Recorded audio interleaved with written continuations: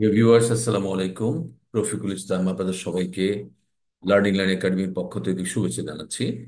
আমাদের আজকের আলোচনার বিষয় ক্রস পেমেন্ট নিয়ে, যেটা আমাদের যারা আমরা এক্সপোর্ট বা ইম্পোর্টে কাজ করি আমাদের জন্য খুবই পরিচিত একটা শব্দ। বাট এইটার ভেতরে যে আইনগত একটা আহ, খুব ইম্পর্টেন্ট ইস্যুস জড়িত আছে, যেটা আমাদের সবারই জানা উচিত বলে আমি মনে করি। সেই জন্য আমি এই ভিডিওটা করতে উদ্বুদ্ধ হয়েছি। আমার হেডিং হচ্ছে back to back payment. Back to back LC payment আমি বলিনি, কারণ এখন শুধু ব্যাক র মেটেরিয়াল পারচেজ শুধু ব্যাক টু ব্যাক এলসি দিয়েও হয় না। র মেটেরিয়াল পারচেজ অনেকভাবে হতে পারে, যেটা কন্ট্রাক্টে হতে পারে, ক্যাডে হতে পারে, অ্যাডভান্স পেমেন্টে হতে পারে, টিটির মাধ্যমে হতে পারে। এই জন্য আমি বিষয়টাকে আরো ওপেন করে রেখেছি ব্যাক টু ব্যাক পেমেন্ট। এখন শুধু আমরা ব্যাক টু ব্যাক পেমেন্ট বা র মেটেরিয়াল পারচেজ এর জন্য যে ক্রস পেমেন্টের কথা বলা হয়েছে, সে ক্রস পেমেন্ট কতটুকু বৈধ, কতটুকু অবৈধ, কতটুকু পর্যন্ত আমরা ক্রস করতে পারবো, কতটুকু পর্যন্ত পারবো না, সেই বিষয়টা নিয়ে আজকে আমার আলোচনা। এই আলোচনা যাওয়ার আগে আমরা ফরেন এক্সচেঞ্জ রেগুলেশন অ্যাক্টের কোন জায়গাটায় আমাদের ক্রস পেমেন্ট নিয়ে রেস্ট্রিকশন আছে সেটা একটু আমরা দেখে নিই। আমাদের ফরেন এক্সচেঞ্জ রেগুলেশন অ্যাক্টে ক্রস পেমেন্ট নিয়ে যেই আর্টিকেলটা আছে, সেটা একটু দেখি। প্রথম কথা হচ্ছে, বাংলাদেশে foreign exchange sell purchase buy lend borrow করতে পারবে একমাত্র authorized dealer. Authorized dealer by authorized by central bank. এবং যে কাদের অথরাইজড ডিলারশিপ লাইসেন্স আছে তারা সেটা করতে পারবে। এর বাইরে কেউ, কোনো ব্যক্তি বা কোনো প্রতিষ্ঠান, কোনো ইনস্টিটিউশনস, কোনো এন্টারপ্রাইজেস, কোনো ব্যবসা প্রতিষ্ঠান কখনো কোনো foreign exchange sell purchase lend borrow করতে পারবে না। কথাটা খেয়াল রাখবেন, সেল পারচেস। আমার কাছে ফরেন কারেন্সি আছে, আমি কারো কাছে ফরেন কারেন্সি সেল করলাম, আমি বিনিময়ে টাকা নিলাম, এটা কখনো করা যাবে না। এটা একমাত্র করতে পারবে অথরাইজড ডিলার। অথরাইজড ডিলার কারা, একটু পরে আমি সেটা আসতেছি আপনাদের কাছে।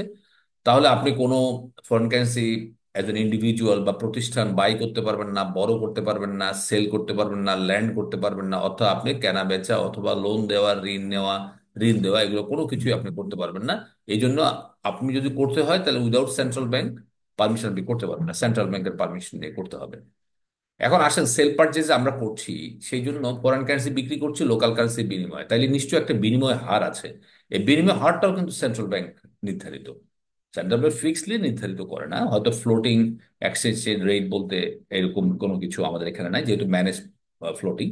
বা সেন্ট্রাল ব্যাংক একটা exchange rate, indicative exchange rate নির্ধারণ করে দেয়। সেই ইন্ডিকেটিভ রেটের চারপাশে একটা নির্দিষ্ট পরিমাণ পর্যন্ত আমরা ঘোরাফেরা করতে পারি। This is called floating, manage floating exchange rate. অর্থাৎ এক্সচেঞ্জ রেট দিবে সেন্ট্রাল ব্যাংক, এবং সেই এক্সচেঞ্জ রেটের বাইরে আমি নিজের মতো করে ফরেন কারেন্সি এক্সচেঞ্জ করব, টাকা বেশি নিব বা ডলার বেশি দিব, এটা আমার পক্ষে কখনো সম্ভব না। আর ফরেন এক্সচেঞ্জের ক্ষেত্রে ক্যাপিটাল অ্যাকাউন্ট ট্রানজ্যাকশনটা আমরা জানি জানি ক্যাপিটাল নেচারের ট্রানজ্যাকশন। বাংলাদেশে দেশের বাইরে ক্যাপিটাল নিয়ে যাওয়া বাংলাদেশ ব্যাংকের পারমিশন ছাড়া করা যায় না। আর দেশের ভিতরে ক্যাপিটাল আনতে গেলেও কোনো ধরনের পারমিশনের দরকার হয় না, শুধু ইনভেস্টর যারা আছে তাদের একটা পারমিশনের দরকার হয়, যেমন বাইডা, বেবজা, বেজা, এদের। কারেন্ট অ্যাকাউন্ট ট্রানজ্যাকশন আপনি করতে পারবেন। Short term current account transaction, যেটাকে বলছে এক বছরের মধ্যে যেসব আমদানি রপ্তানি সংক্রান্ত ট্রানজ্যাকশন, সেটা আপনাকে করতে হবে এডি ব্যাংক ব্রাঞ্চের মাধ্যমে, অথরাইজ ডিলার ব্যাংক ব্রাঞ্চের মাধ্যমে। একজন রেসিডেন্ট হয়ে আপনি বাই সেল করতে পারবেন foreign exchange only for the current account transaction. Current account transaction কি? কারেন্ট অ্যাকাউন্ট ট্রানজ্যাকশন হচ্ছে আমদানি রপ্তানি, ছোট ছোট রেমিটেন্স, কেউ যদি এক বছরের মধ্যে কোনো তার প্রফিট দেশের বাইরে ট্রান্সফার করতে চায়, এই সব ট্রানজ্যাকশন গুলো কারেন্ট অ্যাকাউন্টের ট্রানজ্যাকশন। আরেকটা জিনিস হচ্ছে পোস্ট অফিস ট্রানজ্যাকশন। এটা আমাদের দেশে খুব একটা পথ প্রচলন নয়। আমরা আগে যেরকম মানি অর্ডার করতাম, পোস্টাল অর্ডার করতাম, এক জায়গা থেকে যে টাকা পাঠাতাম ব্যাংকের বাইরে এসে, ফরেন এক্সচেঞ্জ জন্য এই সুযোগটা দেওয়া হয়েছিল। যারা বিদেশে পড়তে যায় তারা বিদেশি কোনো প্রতিষ্ঠানের নামে পোস্ট অফিস থেকে কিন্তু ফরেন এক্সচেঞ্জ বা postal order, in foreign exchange order, এইসবগুলো কিন্তু নিয়ে যেয়ে বিদেশি কোনো প্রতিষ্ঠানের ব্যাপারে করা যেত। এখনো সেই আইনটা বলবৎ আছে, কিন্তু আমার জানা মতে এখনো পর্যন্ত পোস্ট অফিসের মাধ্যমে কেউ ফরেন কারেন্সি সেল পারচেজ করেছে সেটা জানা নেই। তো এই কথাটা, এই আর্টিকেলটা পড়ে একটা জিনিস বুঝতে পারলাম যে ব্যক্তি পর্যায়ে বা প্রাতিষ্ঠানিক পর্যায়ে, বিটুইন প্রতিষ্ঠান দুটো, একটা X Y Z company ABC কোম্পানিকে ফরেন এক্সচেঞ্জ সেল করবে, বাই করবে, ধার দিবে, হ্যাঁ, ইন্টার কোম্পানি লোন দিবে ফরেন এক্সচেঞ্জে, এটা কখনো আমাদের আইন আইন আহ, করে না, আইন পারমিট করে না।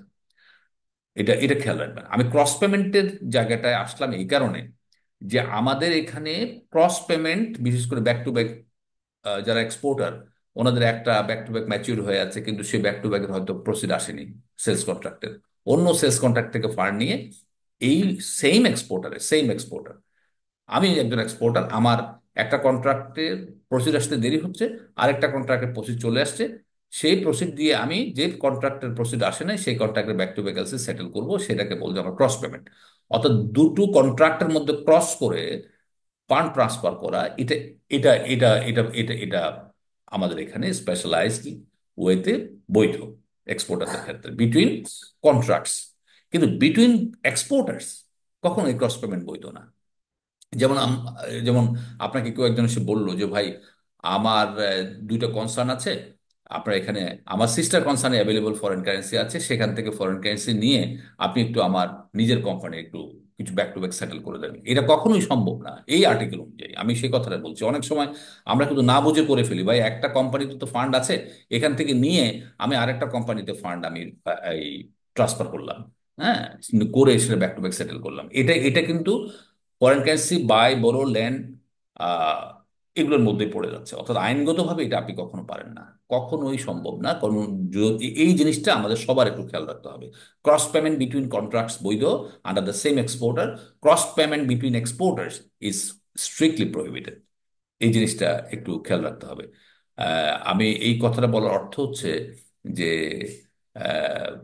বিটুইন বিটুইন এক্সপোর্টার্স, অর্থাৎ between two business entities, sell purchase, এটা অবৈধ।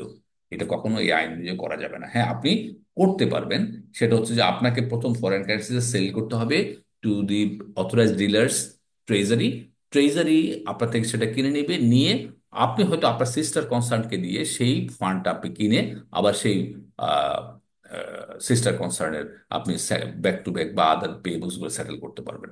অর্থাৎ এডি ব্রাঞ্চের মাধ্যমে, অথরাইজ ডিলার ব্যাংক ব্রাঞ্চের মাধ্যমে, এবং authorize dealer bank branches foreign currency sell purchase করার সোল অথরিটি হচ্ছে ট্রেজারি ডিপার্টমেন্টের। Without involvement of treasury department আপনি আপনার ডেস্কে বসে আপনি inter company foreign exchange transfer করছেন, সেল করছেন, বাই করছেন, এটা এটা আপনি পারেন না। কারণ যদি কাউকে যদি ল্যান্ড করেন বা বা আপনি যদি ধার দেন, আহ, এই ধার দেওয়ার জন্য কিন্তু বাংলাদেশের আইন কিন্তু কিছু পারমিশনের ব্যাপার রেখেছে, সেই জিনিসটা আপনাকে মাথায় রাখতে হবে। তো মোদ্দা কথা হচ্ছে যে আপনি foreign exchange, inter company foreign exchange transfer, sell, purchase lend without AD banks involvement is totally অবৈধ।